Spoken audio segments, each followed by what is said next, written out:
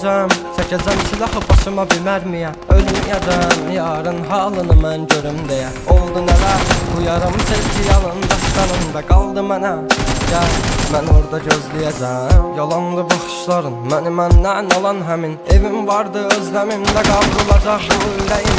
Yeminə toxunduğun biraz yaydı o əllərin. Sənsizliyi yazar bu əl qazar məzar gələcəyim. Günahımı mənə verdin, sabahla o ağzını Nəbdə çəkir bax sən kim bu yazdığın qaranlığın. Zülmətin toranlığın tək bir evim. Sən idin alan məndən itdi batdı gülüşləri. Dərinlərdə yaz vardı gözlərimdə yaş aldı taqəti məndən. Yarım çox yorulmuşam dünənin qaranlığında. Sabahın bir şəfəqində hər şeyə avulduğumda bağrımda çox uyanmışam. Sevginə deyil bu yollar, ölümlə burun burunayam. Məni sən anlamırsan anlayacaq çox adamım var. Yazıldı yara mahnılar, yaralara duz basarmışam. Qanadımı qıran biri ilə mən çoxlara alaşmışam.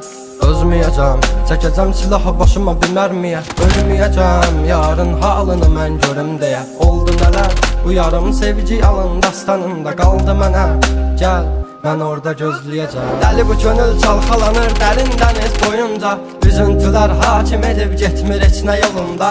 Sən mənim təsəvvürüm, təxəyyülüm yarım idin. Deyindi kim günahkar səbəbkardı bu oyuna. Tapmadı gözlər birisini, dözmədi həsrət buna. Elə bir dərdin ahındayam, imdad edib çağırmam. Ölüm vardı mən bilirdim hər həyatın sonunda.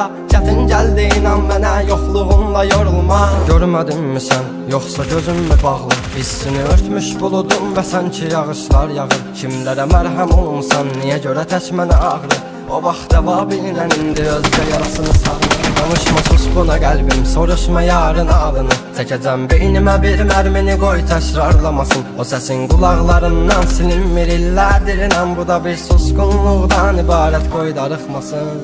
Özməyəcəm, çəkəcəm silahı başıma bir mərmiyə. Halını mən görüm deyə. Oldu nələr, bu yarım sevgi yalan dastanında qaldı mənə. Gəl, mən orada gözləyəcəm. Dözməyəcəm, çəkəcəm silahı başıma bir mərmiyə. Ölməyəcəm, yarın halını mən görüm deyə. Oldu nələr, bu yarım sevgi yalın dastanında qaldı mənə. Gəl, mən orada gözləyəcəm. Yalandı baxışlarım, məni məndən alan həmin. Evim vardı özləm